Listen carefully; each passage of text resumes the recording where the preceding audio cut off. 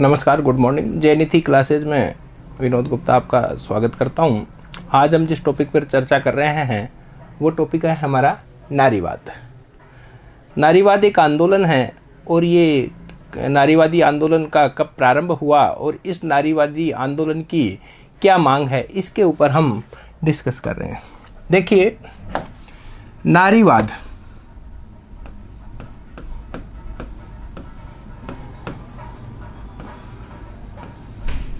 एक आंदोलन है, नया आंदोलन है जो क्या चाहता है, इसकी क्या डिमांड है, ये आंदोलन कब से उठा है, किस तरह का ये आंदोलन है। तो देखिए, एक ये जो आंदोलन है एक विचारधारात्मक आंदोलन है। क्या चाहता है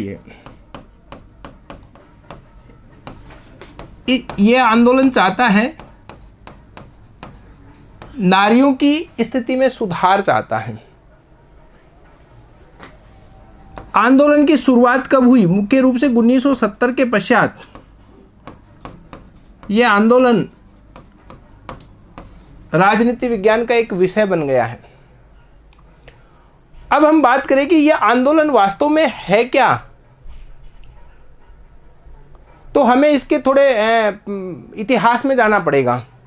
हम बात करते हैं इतिहास की।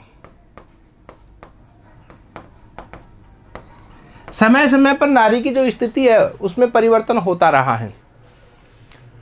एक समय ऐसा था जब नारी की स्थिति बहुत ही अच्छी थी और कुछ समय बाद में नारी की स्थिति खराब हो गई। उसे जो दर्जा मिलना चाहिए था वो दर्जा वास्तव में नहीं मिला। अगर हम देखें, जैसे हम बात करें, प्लेटो की बात करें, तो प्लेटो का शिक्षा जो सिद्धांत है, उस शिक्षा सिद्धांत में उसने स्त्री और पुरुष की शिक्षा में किसी प्रकार का कोई भेदभाव नहीं किया है। जहाँ तक प्लेटो के पूरे चिंतन को अगर हम समझते हैं तो एक जो निष्कर्ष निकल करके आता है वो यही निकल करके आता है कि प्लेटो ने स्त्री और पुरुष में किसी प्रकार का कोई भेदभाव मुख्यतः नहीं माना है, या स्त्री की जो स्थिति है वो उस तरह की नहीं बताई है कि बिल्कुल ही उसकी दयनीय हो। बात करते हैं हम अरस्तु की। अरस्तु ने स्त्री के बारे में क्या बताया? अरस्तु ने कहा कि स्त्रियां नागरिक नहीं हैं।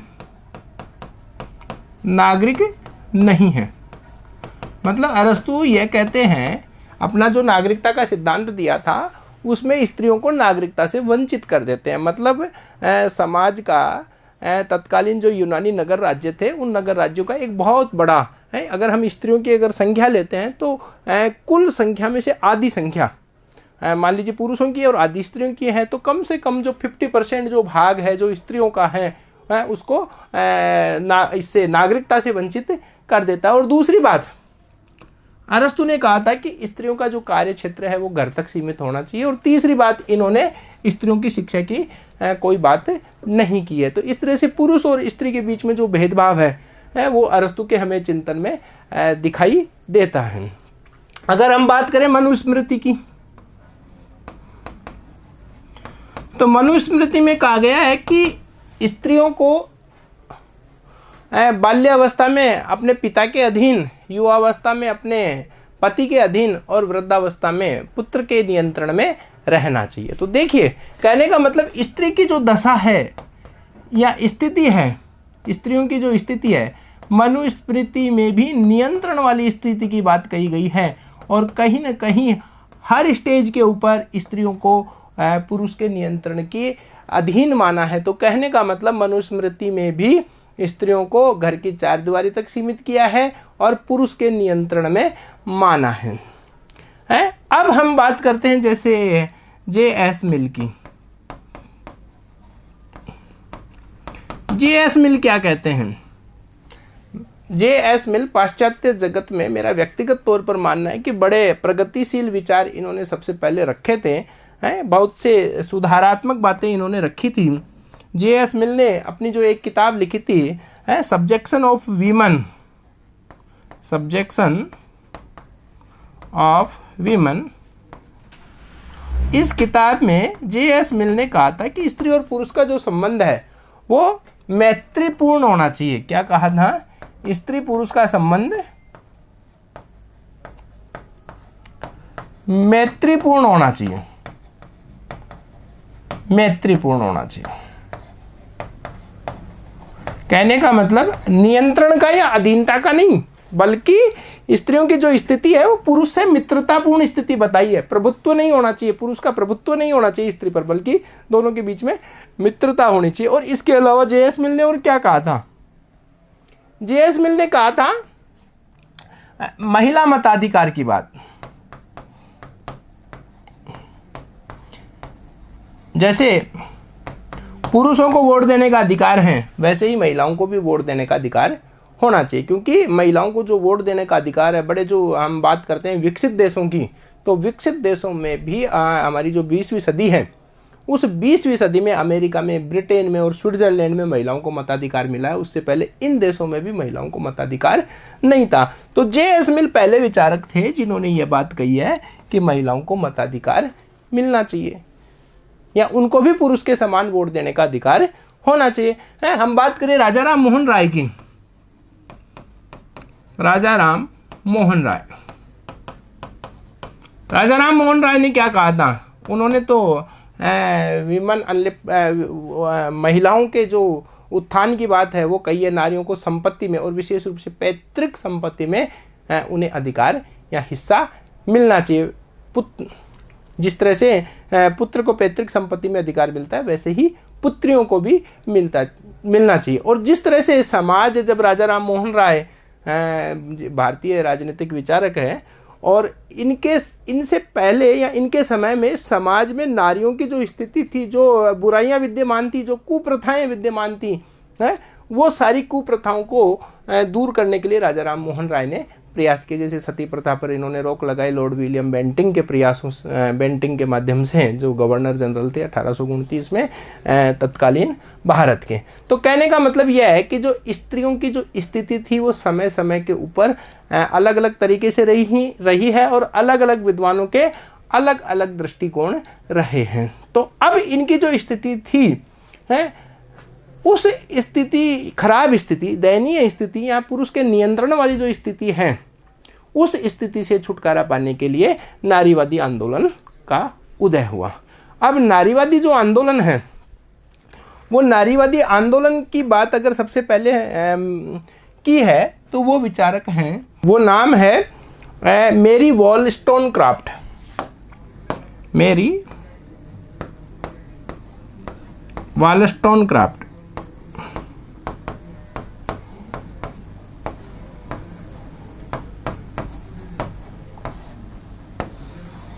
इनकी एक पुस्तक है, उस पुस्तक के अंदर इन्होंने सबसे पहले नारीवाद या नारियों को पुरुषों के समान अधिकार मिलने की मांग की थी। उस पुस्तक का नाम है vindication of the right of women. विंडिकेशंस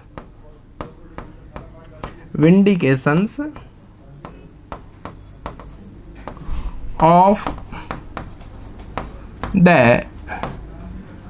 rights of women, ये इनकी पुस्तक थी। और इस पुस्तक में इन्होंने सबसे पहले नारीवादी या नारियों को पुरुषों के समकक्ष दर्जा दिए जाने की मांग की थी। इसलिए जो मेरी वॉलस्टोनक्राफ्ट है, इन्हें नारीवाद की जननी कहा जाता है। नारीवाद की जननी। एग्जाम में प्रश्न आ सकता है, एक तो पुस्तक का नाम पूछा जा सकता है कि vindication of the rights of women किसकी लिखी हुई है, तो मेरी वॉलस्टोनक्राफ्ट, और दूसरा नारीवाद की जननी कौन है, तो आपका आंसर है मेरी वॉलस्टोनक्राफ्ट है। और इसके बाद में अगर हम चर्चा करें कि नारीवादी जो आंदोलन है, ये नारीवादी आंदोलन चाहता क्या है, इसकी क्या क्या विशेषताएं हैं, तो हम बात कर रहे हैं नारीवादी आंदोलन की विशेषताएं या नारीवाद की विशेषताएं। नारीवाद की विशेषताएं।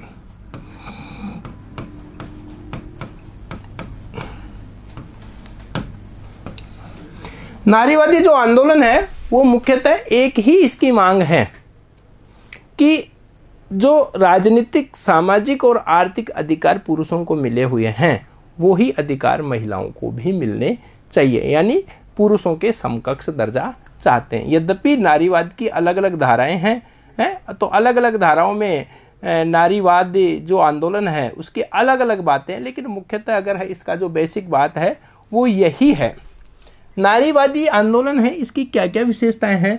अगर हम पहली विशेषता पर चर्चा करें तो ये कहता है कि स्त्रियों को जो माना जाता है, क्या माना जाता है, या उनके प्रति जो दृष्टिकोण है एक लैंगिक प्राणी का दृष्टिकोण है, तो उन्हें लैंगिक प्राणी न मान करके एक मानव प्राणी माना जाए। तो स्त्रियों को लैंगिक प्राणी न मानकर मानव प्राणी माना जाए, मानव प्राणी माना जाए। अब लैंगिक प्राणी कौन मानता है? ये हमारा समाज लैंगिक प्राणी मानता है। तो लैंगिक प्राणी नहीं, स्त्रियां केवल लैंगिक प्राणी तक ही सीमित नहीं है, बल्कि वास्तव में जिस तरह से पुरुष एक मानव प्राणी है वैसे ही स्त्रियां भी एक मानव प्राणी है। दूसरी बात करते हैं, यह जो नारीवाद है ये चाहता है समान अधिकार।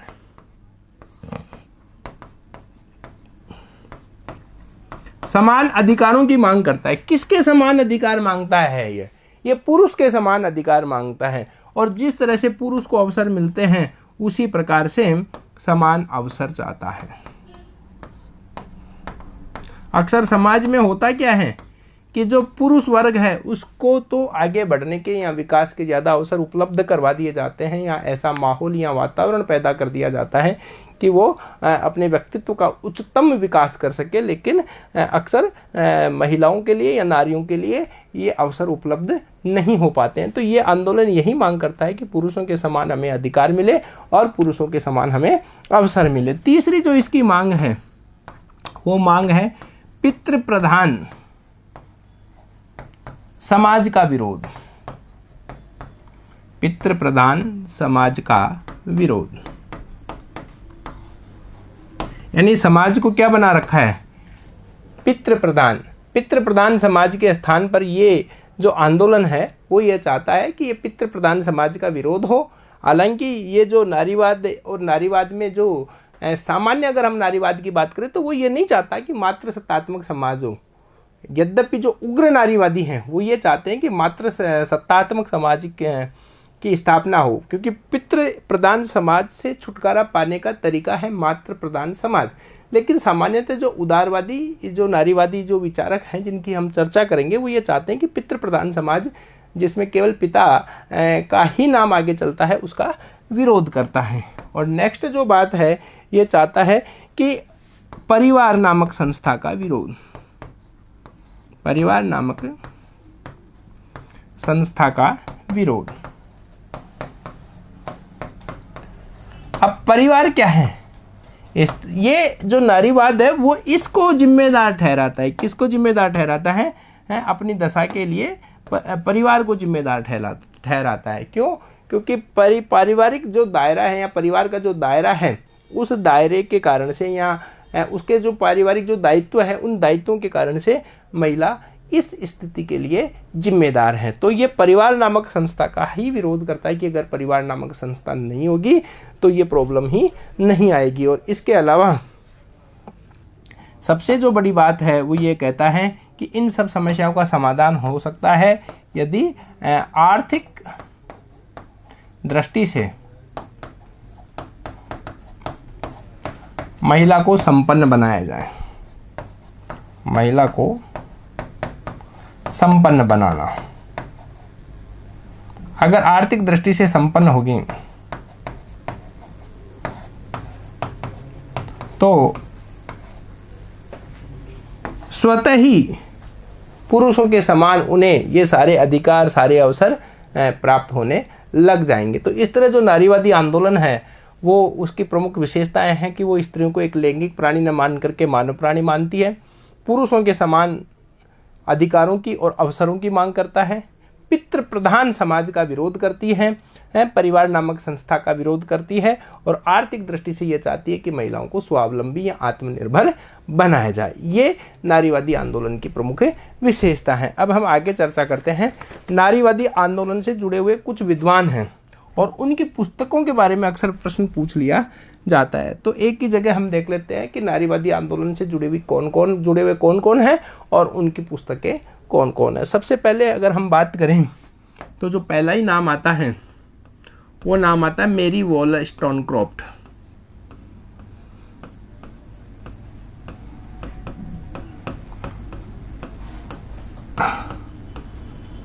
इनकी जो पुस्तक है मेरी वॉलस्टोनक्रॉफ्ट, इनकी पुस्तक है vindication of the rights of women, vindication of the rights of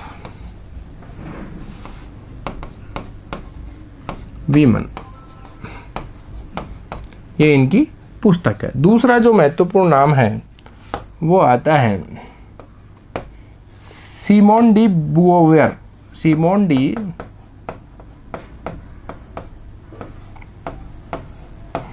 बुओवर,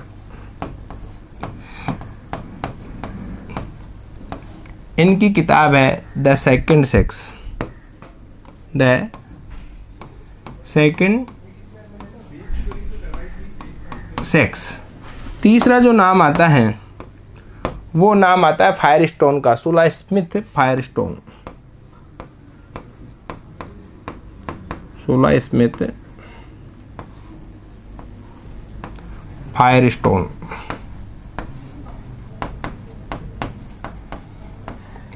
इनकी जो पुस्तक है उस पुस्तक का नाम है the dialectic of sex, the dialectic of sex. Next जो नाम आता है वो नाम है आपके सुला स्मिथ फायरस्टोन के बाद में केट मिलेट, केट मिलेट। इनकी पुस्तक है सेक्सुअल पॉलिटिक्स,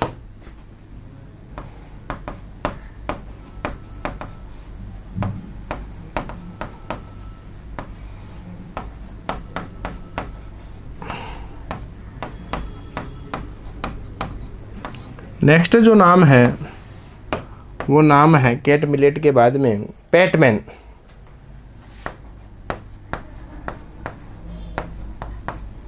इनकी पुस्तक है the sexual contract, the sexual contract.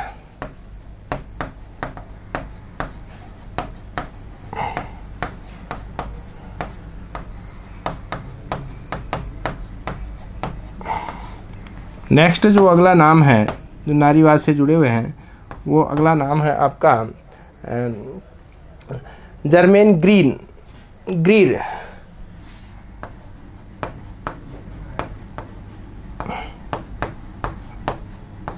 और इनकी जो पुस्तक है उस पुस्तक का नाम है the female यूनक, the female यूनक। Next जो हम बात कर रहे हैं वो है इल्स्टेन।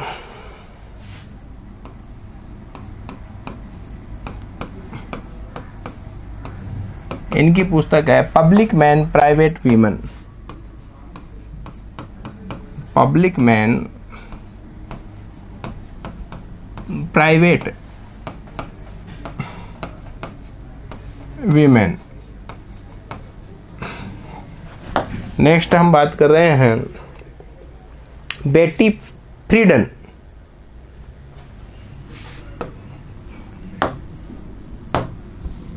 बेटी फ्रीडन, इनकी जो पुस्तक है उस पुस्तक का नाम है the feminine mistake, the feminine mistake, स्त्री रहस्य।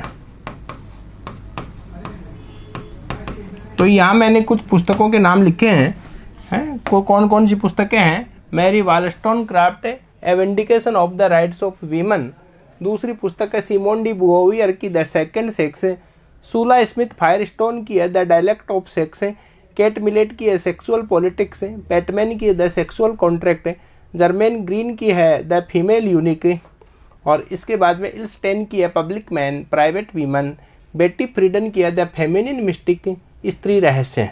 तो ये जो पुस्तकें हैं, इन पुस्तकों के नाम अवश्य याद करने, क्योंकि पुस्तकों पे कहीं ना कहीं कोई प्रश्न एग्जाम में ज़रूर पूछ लिया जाता है। नेक्स्ट अब हम आगे बात करते हैं उदारवाद की जो विभिन्न धाराएं हैं उन धाराओं पे चर्चा करते हैं, नारीवाद की जो विभिन्न धाराएं हैं उन धाराओं पर चर्चा करते हैं। तो अगला हमारा टॉपिक है नारीवाद की विभिन्न धाराएं। नारीवाद की विभिन्न धाराएं।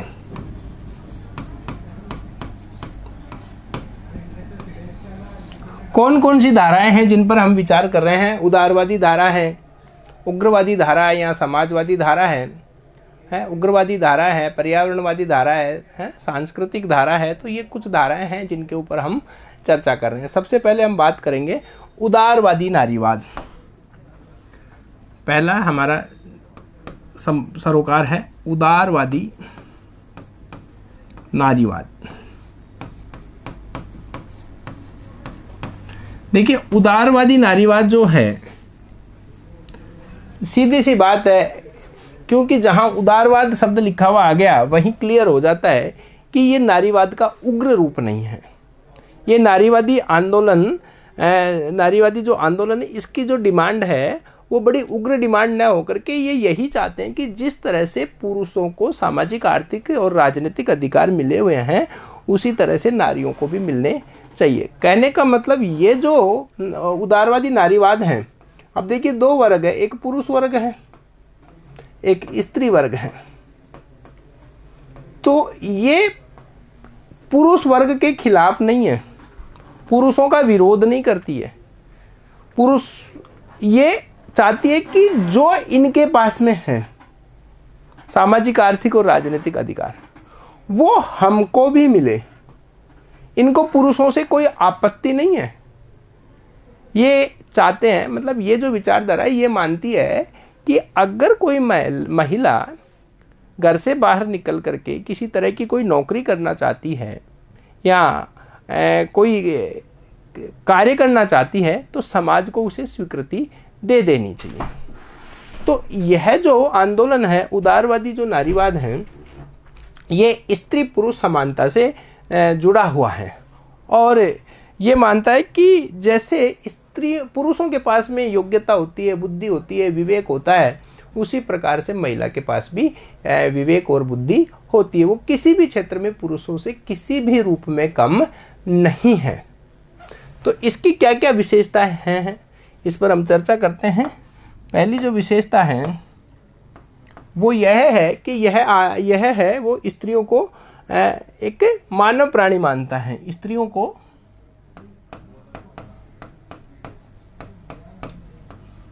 मानव प्राणी मानता है, प्राणी मानता है, न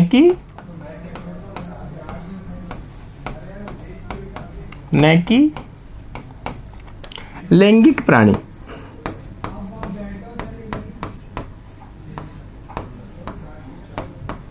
पहली बात तो इसकी यह है। जो दूसरी बात है वो ये कहता है कि स्त्रियां भी पुरुषों के समान योग्य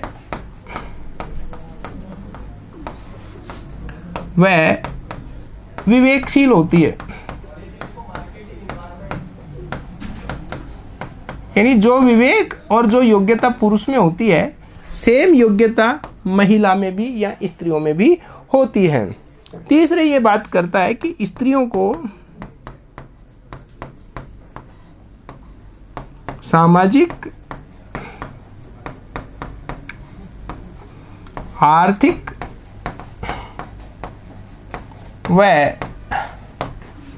राजनीतिक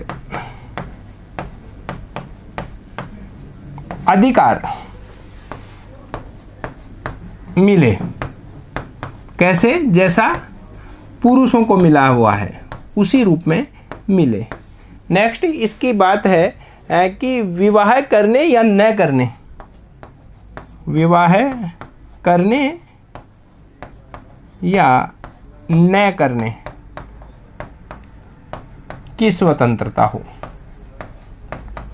मतलब समाज का दबाव नहीं होना चाहिए, विवाह महिला को स्वयं की इच्छा होनी चाहिए कि मुझे विवाह करना है या नहीं करना है। समाज के द्वारा उस पर कोई प्रेशर नहीं डाला जाना चाहिए। और नेक्स्ट जो पांचवी इसकी जो बात है वो यह है कि पैतृक संपत्ति में अधिकार मिले। पैतृक संपत्ति में अधिकार मिले। अब देखिए उदारवादी नारीवाद, जैसा हम पहले चर्चा कर चुके हैं, इसकी विशेषताओं में स्त्री को क्या मानता है? ये एक मानव प्राणी मानता है। दूसरा ये क्या कहता है? ये कहता है कि पुरुष के समान स्त्रियां भी योग्य और विवेकशील होती हैं। सामाजिक, आर्थिक और राजनीतिक अधिकारों की बात करता है और विवाह से संबंधित कि करने या न करने की छूट उसकी स्वयं की हो, और पैतृक संपत्ति में महिला को अधिकार मिले। तो ये पहली जो हम बात कर रहे हैं नारीवाद की धाराओं में, पहली जो धारा है उदारवादी धारा। उदारवादी धारा से ये विद्वान जुड़े हुए हैं। अब कौन से विद्वान, ये इसकी विशेषताएं हैं और कौन से विद्वान इससे जुड़े हुए हैं। मैं विद्वानों की बात करूं तो देखिए J.S. मिल,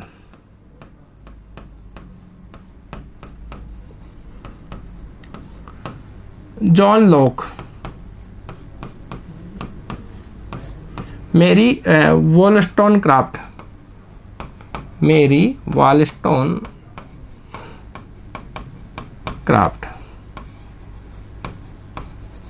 ये जो विद्वान हैं ये विद्वान नारीवाद की उदारवादी धारा से जुड़े हुए हैं या उदारवादी धारा का समर्थन करते हैं। तो हमारा पहला हो गया उदारवादी नारीवाद। अब हम आगे बढ़ते हैं। नेक्स्ट जो हमारा है उदारवादी नारीवाद के बाद में सेकंड जो है नारीवाद का वो है मार्क्सवादी नारीवाद। मार्क्सवादी नारीवाद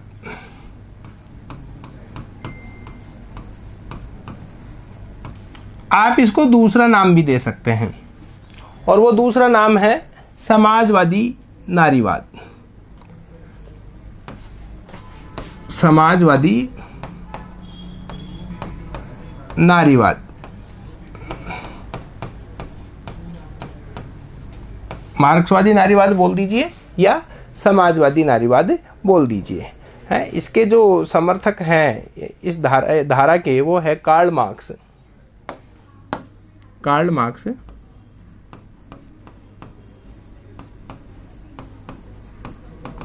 दूसरा जो महत्वपूर्ण नाम है वो है थॉमसन।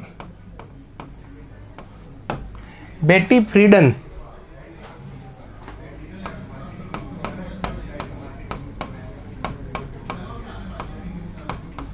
बेटी फ्राइडन, और इसके अलावा और जो नाम है वो है August Wavell, August Wavell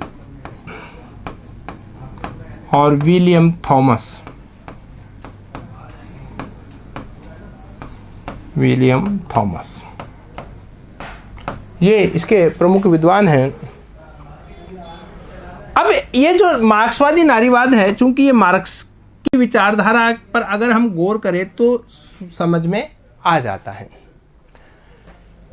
marks ने क्या कहा था? कार्ल मार्क्स ने, या कार्ल मार्क्स की या मार्क्सवादी विचारधारा की हम बात करें तो शोषण के दो कारण हैं।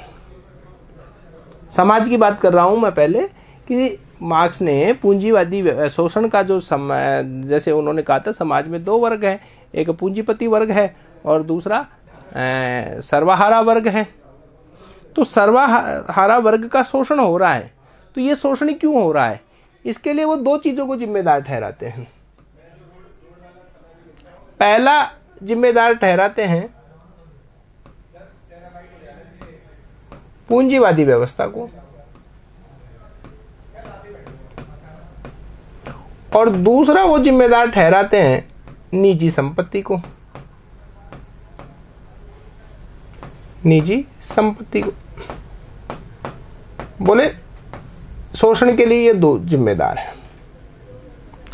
अब मार्क्सवादी जो नारीवाद है, अगर हम इसको यहाँ नारीवाद से रिलेट करें मार्क्सवाद को, तो देखिए नारियों के शोषण के लिए भी ये जो धारा है वो ये मानती है कि यही दो चीज़ें जिम्मेदार है। जिस प्रकार से मजदूरों के शोषण के लिए ये दो चीज़ें जिम्मेदार हैं, पूंजीवादी व्यवस्था जिम्मेदार है और निजी संपत्ति की व्यवस्था जिम्मेदार है, वैसे ही नारियों के शोषण के लिए भी ये दो चीज़ें जिम्मेदार है। पहला पूंजीवादी व्यवस्था। पूंजीवादी व्यवस्था कैसे जिम्मेदार है? क्योंकि पूंजीवादी व्यवस्था में क्या हो रहा है, पुरुष प्रधान बन गया, हमारा समाज कैसा बन गया, पुरुष प्रधान बन गया। ये निजी संपत्ति किसके पास में है? पुरुष के पास में है।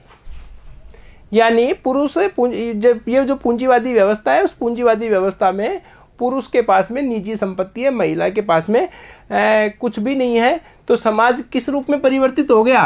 पुरुष प्रधान समाज में परिवर्तित हो गया, क्योंकि सारे आर्थिक जो संसाधन हैं, आर्थिक संसाधन, वो आर्थिक संसाधन किसके हाथ में हैं?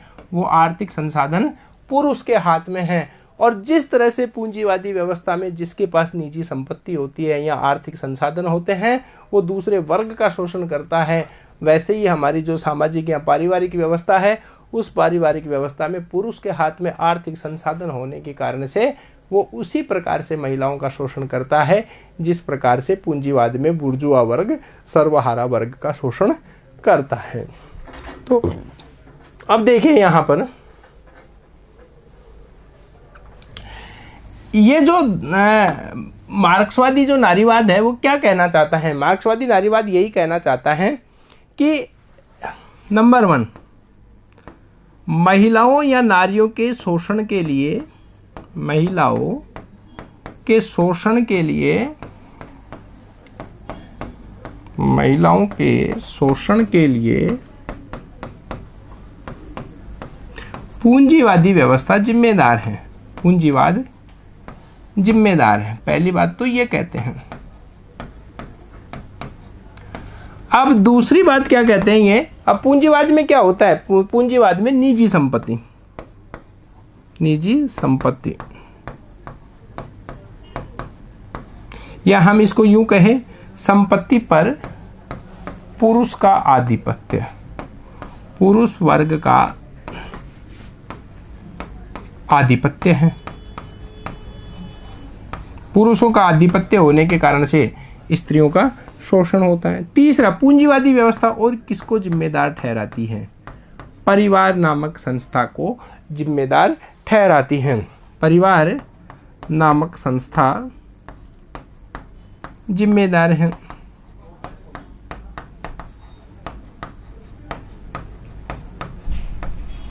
और कौन जिम्मेदार है? पूंजीवादी व्यवस्था जिम्मेदार है, पुरुष वर्ग जिम्मेदार है, परिवार नामक जो संस्था है वो जिम्मेदार है। और इसके साथ साथ में ये जो मार्क्सवादी नारीवाद है या समाजवादी नारीवाद है वो क्या कहता है? वो ये कहता है कि एक पति, यानी एक पति एक पत्नी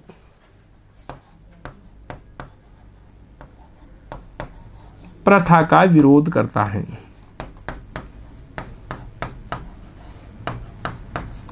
इनका मानना है कि अगर एक ही पुरुष के साथ, यानी जो विवाह नामक संस्था है या विवाह नामक जो रिवाज है, उस रिवाज के कारण से महिला को पूरा जीवन एक ही व्यक्ति के साथ में गुजारा चलाना पड़ता है, तो उससे क्या होता है, वो जीवन भर शोषित होती रहती है।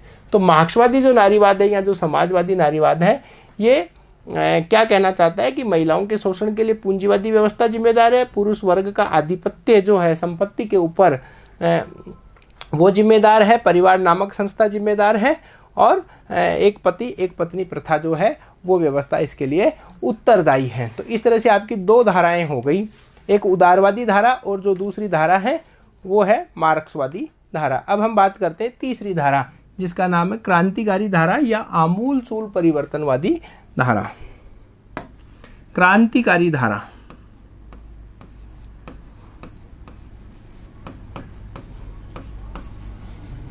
या हम इसको दूसरा नाम कह सकते हैं आमूल परिवर्तनवादी। आमूल परिवर्तनवादी यानी व्यवस्था में मूलभूत परिवर्तन चाहते हैं, पूरा परिवर्तन चाहते हैं। इनका कहना यह है कि छोटे मोटे बदलावों से कुछ नहीं होना चाहिए, एक बड़ा बदलाव जब तक नहीं किया जाएगा समाज में तब तक नारियों की जो स्थिति है उस स्थिति में सुधार नहीं हो सकता। तो कौन कहना चाहते हैं? देखिए, बेटी फ्राइडन, जिसका नाम हम पहले ले चुके हैं, वो बेटी फ्राइडन इससे भी जुड़ी हुई है। बेटी फ्राइडन प्रमुख रूप से इनका एक बहुत ही महत्वपूर्ण नाम है ये यहाँ पर बेटी फ्राइडन का है। और इसके अलावा केट मिलेट और फायरस्टोन, केट मिलेट और फायरस्टोन,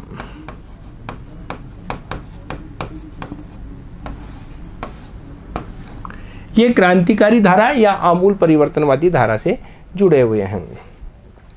क्या कहना चाहता है? पहली बात कहते हैं कि लिंग आधारित जो श्रम है, लिंग आधारित श्रम का विरोध। अब लिंग आधारित श्रम क्या है? कि श्रम को डिवाइड कर रखा है कि ये श्रम जो है या ये जो कार्य है ये पुरुष के क्षेत्राधिकार में आता है और ये महिला के क्षेत्राधिकार में आता है। तो लिंग आधारित जो श्रम का विभाजन कर रखा है उसका ये विरोध करते हैं। और दूसरी जो बात करते हैं ये करते हैं फ्री सेक्स की, फ्री सेक्स एवं कलेक्टिव चाइल्ड केयर।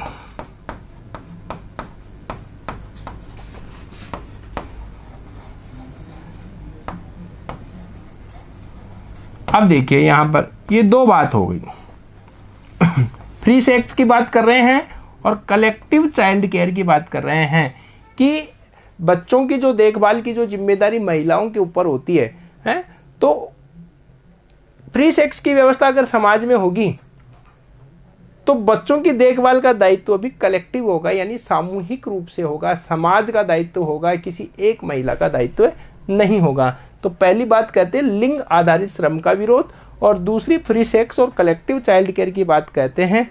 और यहाँ तक और क्या कहते हैं ये कहते हैं कि स्त्रियों की स्वायत्त बस्तियां बसाई जाएं, स्वायत्त बस्तियां बसाई जाए जिसमें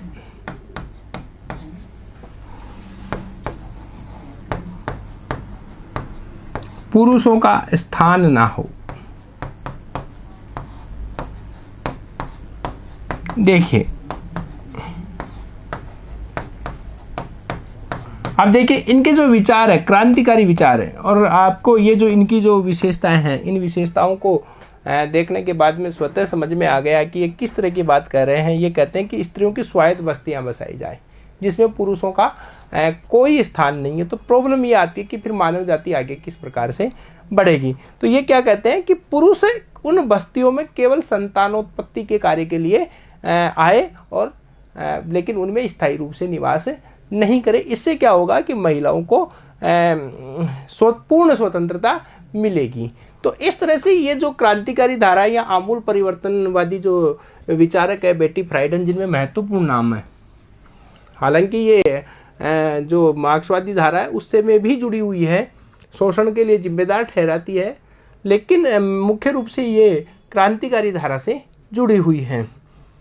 तो ये क्या कहते हैं कि इस तरह की अगर व्यवस्था समाज में कर दी जाए तो स्वतः ही नारियों की स्थिति में सुधार हो सकता है, छोटे मोटे सुधारों से कुछ नहीं होने वाला। अब अब हम बात करते हैं कि ये जो धारा है क्या ये स्वीकार्य है, या इसको स्वीकार कर लेने से क्या नारीवाद के उद्देश्यों को प्राप्त किया जा सकता है।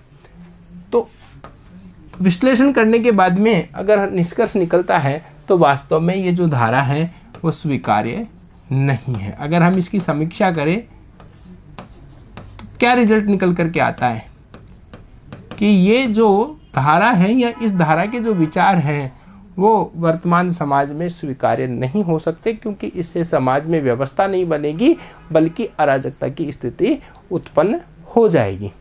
तो अभी हमने 3 धाराओं पर विचार कर लिया, उदारवादी धारा है, दूसरी मार्क्सवादी या समाजवादी धारा और तीसरी क्रांतिकारी धारा। अब हम बात करते हैं सांस्कृतिक नारीवादी।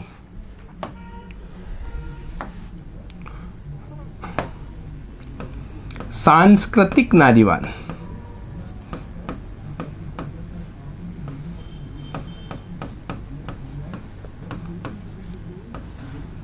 सांस्कृतिक नारीवाद क्या कहता है? सांस्कृतिक नारीवाद ये कहता है कि स्त्री का स्वभाव न केवल पुरुष के स्वभाव से भिन्न है बल्कि उच्च कोटि का है। क्या कहता है?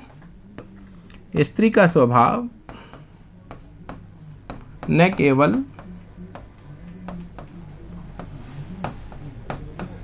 पुरुष के स्वभाव से भिन्न है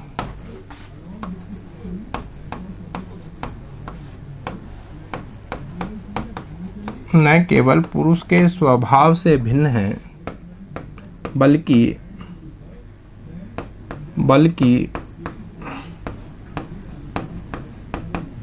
उच्च कोटि का है। बल्कि उच्च कोटि का है। स्त्रियां स्वभाव से प्रकृति के निकट होती हैं। स्त्रियां स्वभाव से प्रकृति के निकट होती है, स्वभाव से प्रकृति के निकट होती है तथा प्रकृति में रुचि लेती हैं, जबकि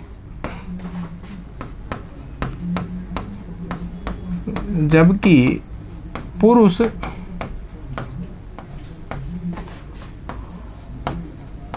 कृत्रिम जीवन जीना पसंद करते हैं। कृत्रिम जीवन जीना पसंद करते हैं।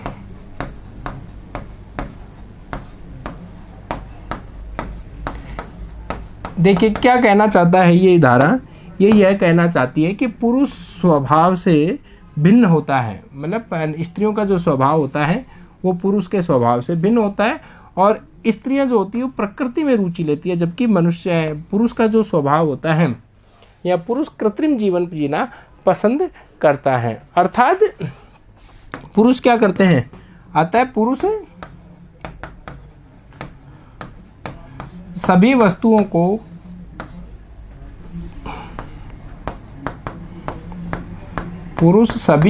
को साधन के रूप में इस्तेमाल करते हैं। साधन के रूप में प्रयुक्त करते हैं। कृत्रिम है इसलिए वो हर वस्तु को एक साधन की दृष्टि से देखते हैं, उपभोग की दृष्टि से देखते हैं। और यही बात है कि जो पुरुष का जो दृष्टिकोण होता है महिला के प्रति, वो महिला को एक साधन के रूप में या उपभोग की वस्तु समझ करके देखता है। क्यों? क्योंकि उसका जो स्वभाव होता है वो स्वभाव कृत्रिम स्वभाव होता है। तो ये सांस्कृतिक नारीवाद का यही कहना है कि प्रकृति से ही दोनों के स्वभाव में भिन्नता होती है। अर्थात ये क्या कहना चाहता है, ये कहना चाहता है कि महिला का रास्ता बेहतर होता है, अच्छा होता है, क्योंकि वो स्वभाव से ही अच्छी होती है। उसमें कुछ मानवीय गुण होते हैं, दया, प्रेम, परोपकार, भलाई, इस तरह के गुणों से युक्त होती है। विनम्रता उसके स्वभाव में होती है। तो ये विचारधारा क्या मानती है कि महिला का रास्ता जो होता है वो उच्च कोटि का रास्ता होता है, बेहतर रास्ता होता है पुरुष की तुलना में। तो ये भी एग्जाम में प्रश्न बन सकता है कि महिला का रास्ता बेहतर रास्ता होता है, महिला का रास्ता बेहतर है या अच्छा है, ठीक है ना। तो कौन नारीवाद की कौन सी धारा ये बात करती है, तो आपका आंसर है सांस्कृतिक नारीवाद। अब हम बात करते हैं जो नेक्स्ट नारीवाद का जो धारा है वो है पर्यावरणीय नारीवाद, जिसको हम कहते हैं इकोफेमिनिज्म। तो नेक्स्ट हम बात करते हैं इकोफेमिनिज्म की, है ना। इकोफेमिनिज्म मतलब पर्यावरणीय नारीवाद, पर्यावरणीय नारीवाद यानी इकोफेमिनिज्म।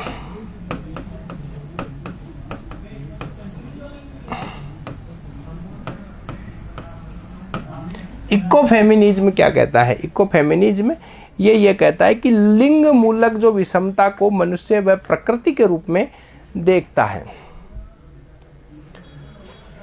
क्या कहना चाहता है कि देखिए, ये कहता है कि एक तरफ प्रकृति है और एक तरफ स्त्री है, यानी जो पर्यावरणीय नारीवाद है वो स्त्री की तुलना प्रकृति से करता है। और पुरुष का दृष्टिकोण क्या होता है, इन पुरुष का दृष्टिकोण क्या होता है इनके प्रति? पहले हम बात करेंगे प्रकृति के प्रति। साधन के रूप में मानता है प्रकृति को। वो ये कहता है कि प्रकृति उसकी सेविका है, प्रकृति उसकी क्या है? प्रकृति उसकी सेविका है। वह प्रकृति का अधिक से अधिक दोहन करना चाहता है, उपभोग करना चाहता है। लेकिन यदि मनुष्य के दृष्टिकोण में परिवर्तन आ जाए, क्या परिवर्तन आ जाए कि वो प्रकृति को अपनी सेविका न मान करके यदि वो प्रकृति को अपना मित्र बना ले, क्या बना ले? प्रकृति को अपना मित्र बना ले। तो प्राकृतिक समस्याएं या जो पर्यावरणीय जो समस्याएं हैं, उन पर्यावरणीय समस्याओं का समाधान हो सकता है। अब दूसरी बात, वो स्त्री को भी क्या मानता है, क्योंकि स्त्री की तुलना ये प्रकृति से करता है, तो स्त्री को पुरुष क्या मानता है? प्रकृति मानता है। और जिस तरह प्रकृति को वो सेविका मानता है और उसका दोहन करता है, उसी प्रकार से वो स्त्री को भी अपनी सेविका मानता है। यदि वो प्रकृति को अपना मित्र मानने लगेगा तो स्त्री को भी अपना मित्र मानने लगेगा। और जब से पुरुष स्त्री को अपना मित्र मानने लग जाएगा तो नारीवादी समस्या का समाधान स्वतः हो जाएगा। तो इकोफेमिनिज्म क्या कहता है? इकोफेमिनिज्म यही कहता है क्या कि पुरुष का प्रकृति के प्रति दृष्टिकोण बदलिए। प्रकृति के प्रति दृष्टिकोण बदल जाएगा तो उसका नारी के प्रति भी दृष्टिकोण बदल जाएगा। देखिए, हम इसको स्पष्ट करते हैं क्या कि पुरुष जिस प्रकार से प्रकृति को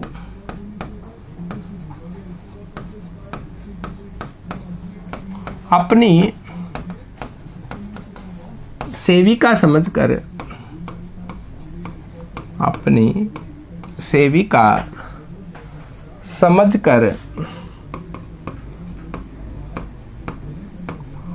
उसका शोषण करता है, उसी प्रकार से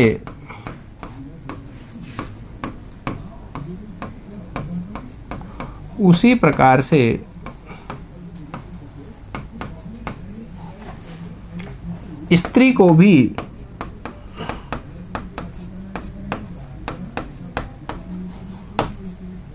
अपनी सेविका समझकर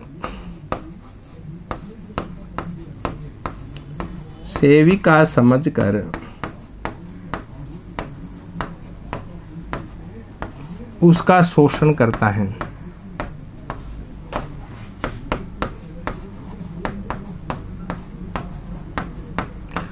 अब ये क्या कहना चाहता है? यदि पुरुष प्रकृति को अपना मित्र मान ले,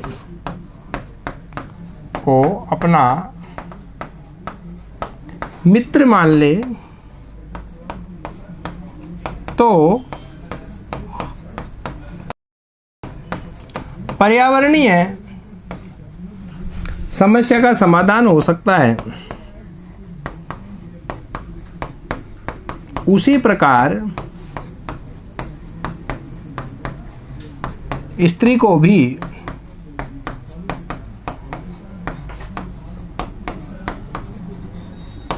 अपना मित्र बना ले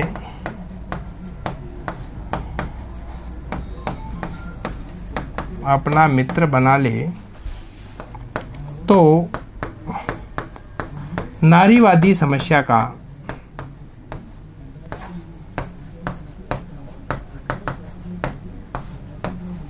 समाधान हो सकता है।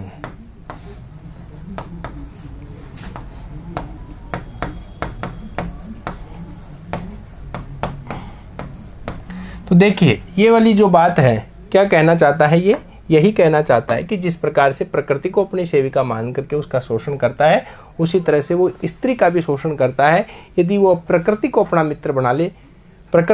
मित्र बना ले तो पर्यावरणीय समस्या का समाधान हो सकता है। उसी प्रकार से यदि वो स्त्री को अपना मित्र बना ले तो नारीवादी समस्या का समाधान हो सकता है। तो अब ये जो पर्यावरणीय जो नारीवाद है, ये मुख्यतः है नारी को या नारीवादी समस्या का जो समाधान है वो प्रकृति के अंतर्गत ढूंढता है। तो इस तरह से हमने जो नारीवादी जो आंदोलन है या नारीवादी जो विचारधारा है, उस विचारधारा के हमने 5 रूप देख लिए। उदारवादी नारीवाद, मार्क्सवादी या समाजवादी नारीवाद, उग्रवादी या आमूल परिवर्तनवादी नारीवाद, और नेक्स्ट हमने देखा था सांस्कृतिक नारीवाद और पर्यावरणीय नारीवाद। अब हम यहाँ आगे चर्चा करते हैं कि इस नारीवाद की दिशा में कोई प्रयास किए गए हैं या नहीं किए गए हैं, तो उन प्रयासों की हम चर्चा करते हैं।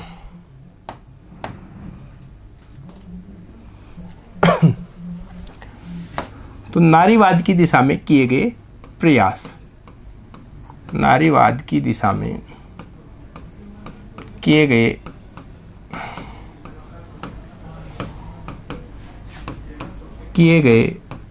प्रयास।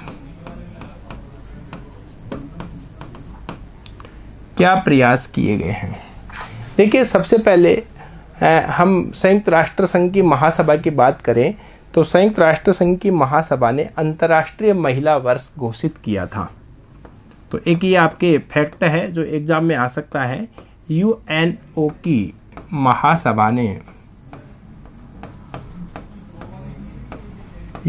महासभा ने अंतर्राष्ट्रीय महिला वर्ष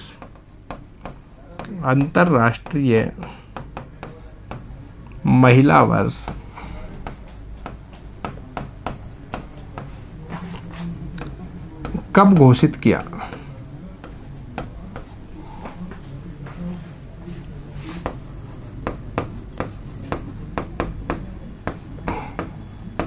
एक तो ये वाला प्रश्न, तो आपका आंसर है 1975। दूसरा एक और क्वेश्चन जो महासभा से ही जुड़ा हुआ है कि यूएनओ की महासभा ने अंतर्राष्ट्रीय महिला दशक, यानी हम यही बात कर रहे हैं अंतर्राष्ट्रीय महिला दशक, अंतर्राष्ट्रीय महिला दशक कब घोषित किया?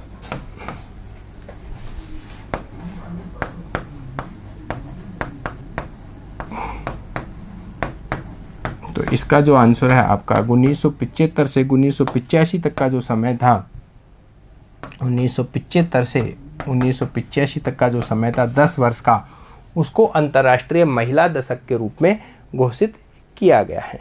अब कुछ और है जो यूएनओ के द्वारा प्रयास किए गए हैं, तो उन पे हम चर्चा करते हैं। नेक्स्ट हम बात करते हैं कि महासभा द्वारा महिलाओं के विरुद्ध सभी प्रकार के भेदभाव की समाप्ति पर प्रसंविदा, है ना, महिलाओं के विरुद्ध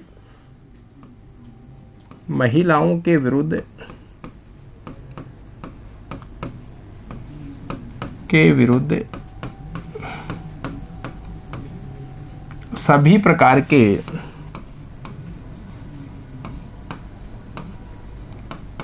भेदभावों की समाप्ति के लिए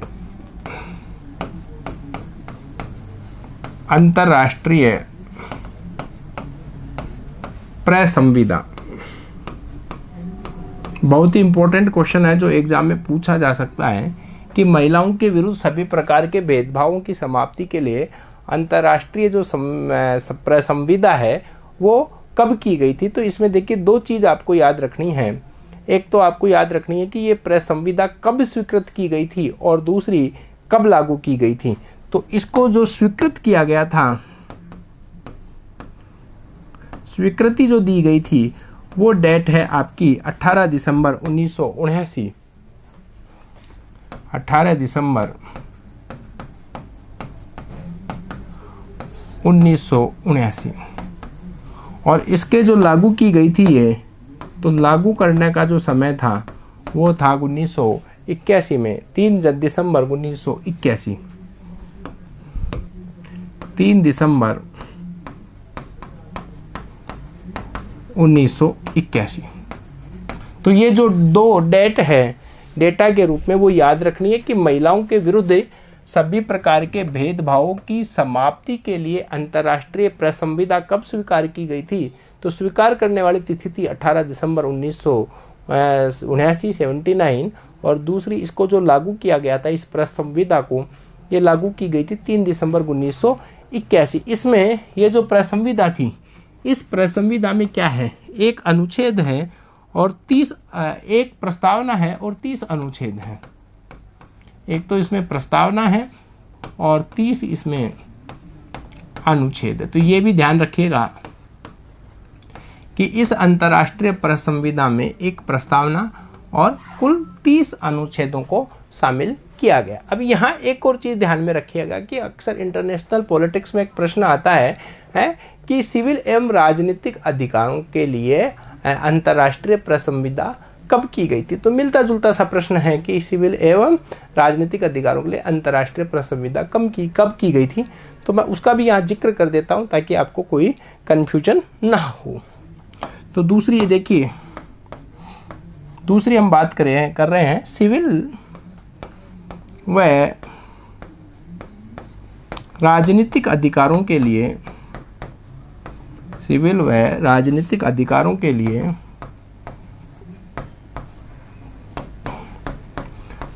अंतर्राष्ट्रीय प्रेस संविदा। अंतर्राष्ट्रीय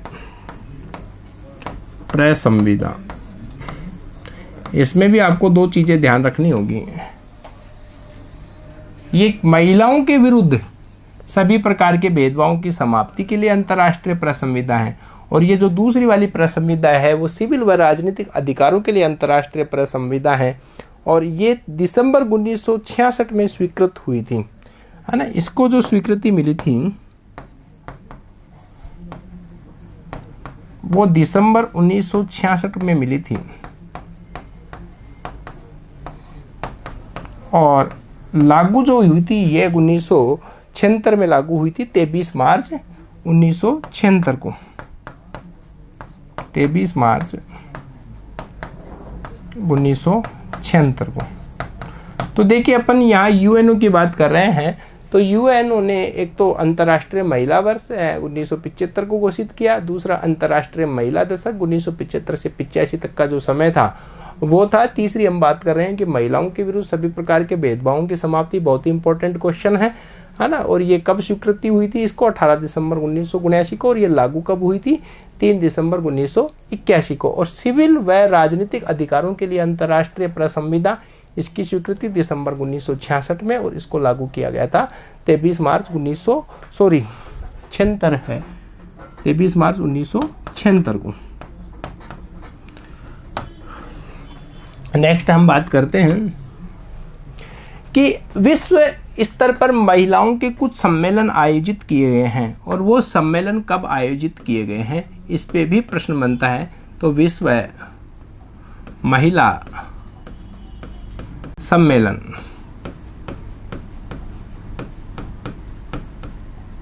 देखिए विश्व महिला सम्मेलन, अब तक कुल 4 सम्मेलन हुए हैं और वो सम्मेलन कब कब कहाँ हुए हैं और उनका प्रमुख विषय क्या था। तो 4 सम्मेलन हुए हैं, 1 2 3 और ये आपके 4, प्रथम, द्वितीय,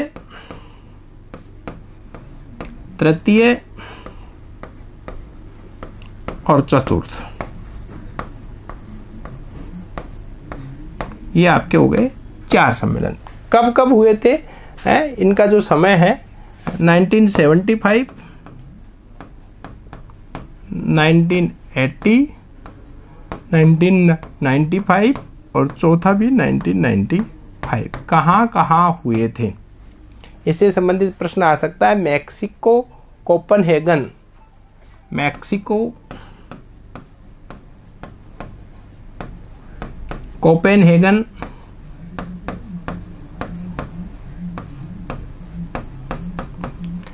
ये पहला मैक्सिको में हुआ था, दूसरा कोपेनहेगन में हुआ था, तीसरा नैरोबी और चौथा बीजिंग में। नैरोबी और चौथा हुआ था बीजिंग। तो इनका क्रम पूछा जा सकता है, यहाँ पूछा जा सकता है प्रश्न कि पहला विश्व महिला सम्मेलन कब हुआ था, 1975 में हुआ था, कहाँ पर हुआ था, मैक्सिको में हुआ था। या इस प्रकार से प्रश्न पूछा जा सकता है कि विश्व महिला सम्मेलन को क्रम से व्यवस्थित कीजिए। तो आपको ध्यान रखना है कि मैक्सिको, कोपेनहेगन, नैरोबी और बीजिंग। आप इसको फर्स्ट वर्ड से भी याद कर सकते हैं, मैको नेबी, मैको नेबी। तो मैं यानी मैक्सिको, को यानी कोपेनहेगन, नैरोबी और बीजिंग। अब इनके जो विषय थे वो क्या थे। पहले का जो था वो विषय था समानता, विकास और शांति। समानता, विकास व शांति। दूसरा जो सम्मेलन हुआ था उस सम्मेलन का जो मुख्य विषय था शिक्षा, नियोजन और स्वास्थ्य। शिक्षा, नियोजन और स्वास्थ्य। नेक्स्ट जो तीसरा सम्मेलन हुआ था उसका जो विषय था वो था अग्रिमुखी रचना कौशल। अग्रिमुखी रचना कौशल। और चौथा जो सम्मेलन हुआ था उसमें महिलाओं की उन्नति में बाधक 12 चिंताजनक पहलुओं की खोज की गई। महिलाओं की उन्नति में बाधक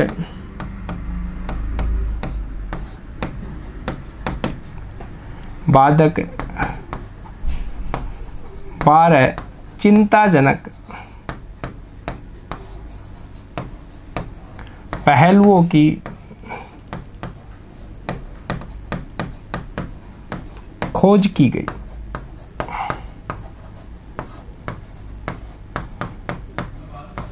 अब आप देखिए महिलाओं का जो नारीवादी आंदोलन था उस नारीवादी आंदोलन के लिए जो प्रयास किए गए हैं, तो कुछ प्रयास संयुक्त राष्ट्र संघ के स्तर पर किए गए हैं।